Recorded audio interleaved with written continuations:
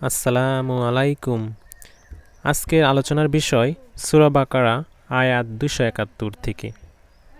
আল্লাহ তাআলা যা এখানে বলেছেন, তাদেরকে সৎপথে আনার দায় তোমার নয়, বরং আল্লাহ যাকে ইচ্ছা সৎপথে পরিচালিত করেন।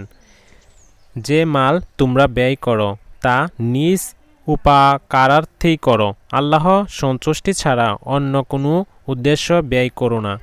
তোমরা যে অর্থ ব্যয় করবে তার পুরস্কার পুরোপুরি পেয়ে যাবে এবং তোমাদের প্রতি অন্যায় করা হবে না। খয়রাত ওই সকল গরিব লোকের জন্য যারা আল্লাহর পথে আবদ্ধ হয়ে গেছে, জীবিকার সন্ধানে অন্যত্র ঘোরাফেরা করতে সক্ষম নয়। অজ্ঞ লোকেরা জানছা না করার কারণে তাদেরকে অভাবমুক্ত মনে করে। তোমরা তাদেরকে তাদের লক্ষণ দ্বারা চিনবে। তারা মানুষের কাছে কাকুতি মিনতি করে ভিক্ষা চায় না। তোমরা যে অর্থ ব্যয় করবে তা আল্লাহ তাআলার অবশ্যই পরিজ্ঞাত। যারা স্বীয় ধন সম্পদ ব্যয় করে রাতে ও দিনে, গোপনে ও প্রকাশ্যে, তাদের জন্য তাদের সওয়াব রয়েছে তাদের পালনকর্তার কাছে। তাদের কোনো আশঙ্কা নেই এবং তারা চিন্তিতও হবে না। মহান আল্লাহ তাআলা আরও বলেন, যারা সুদ খায় তারা কিয়ামতে দণ্ডায়মান হবে। যেভাবে দণ্ডায়মান হয়, যারা সুদ খায় তারা কিয়ামতে দণ্ডায়মান হবে, যেভাবে দণ্ডায়মান হয় ওই ব্যক্তি যাকে শয়তান আসর করে মোহাবিষ্ট করে দেয়।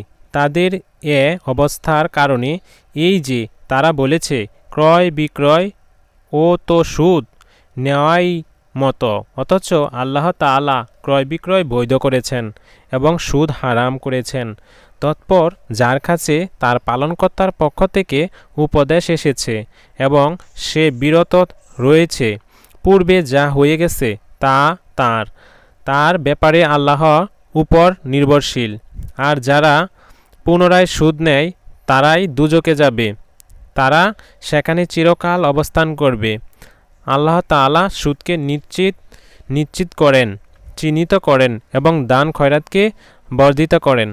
আল্লাহ পছন্দ করেন না কোনো অবিশ্বাসী পাপীকে। নিশ্চয় যারা বিশ্বাস স্থাপন করেছে, সৎ কাজ করেছে, নামাজ প্রতিষ্ঠা করেছে এবং যাকাত দান করেছে, তাদের জন্য তাদের পুরস্কার তাদের পালনকর্তার কাছে রয়েছে। তাদের কোনো সংখ্যা নেই এবং তারা দুঃখিত হবে না।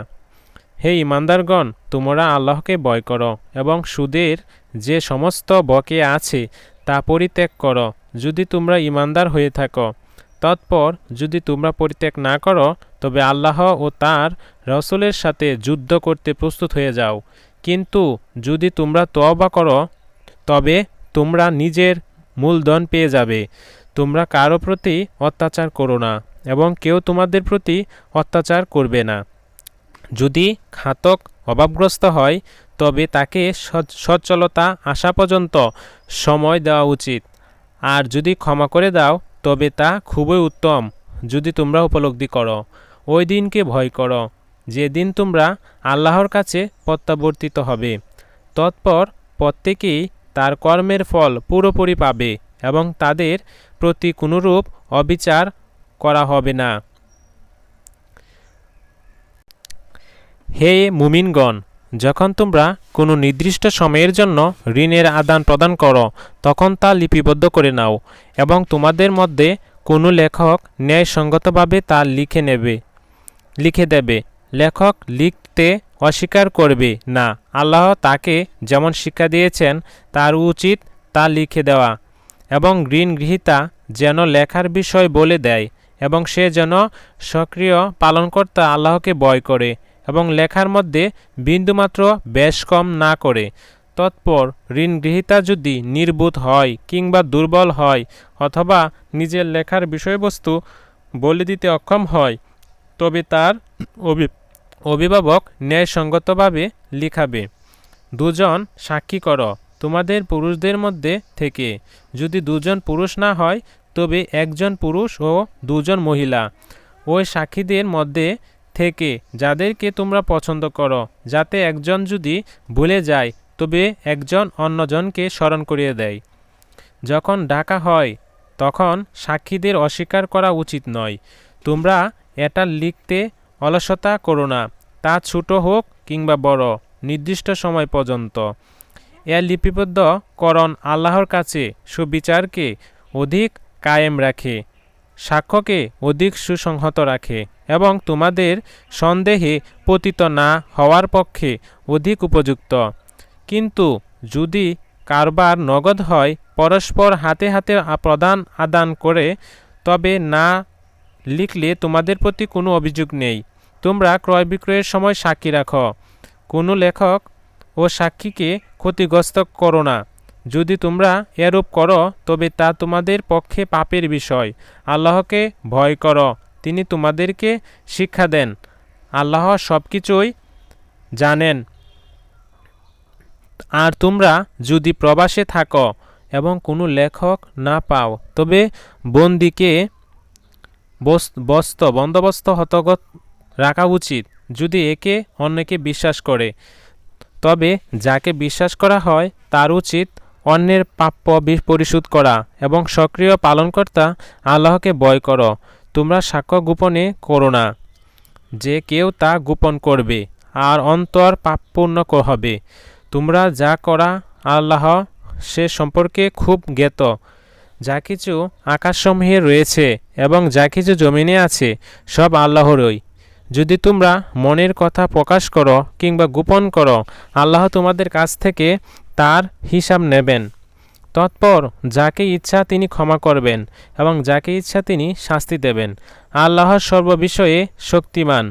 রাসূল বিশ্বাস রাখেন ওই সমস্ত বিষয় সম্পর্কে যা তার পালনকর্তার পক্ষ থেকে তার কাছে অবতীর্ণ হয়েছে, এবং মুসলমানরাও সবাই বিশ্বাস রাখে আল্লাহর প্রতি, তার ফেরেশতাদের প্রতি, তার গ্রন্থসমূহের প্রতি এবং তার পয়গম্বরদের প্রতি।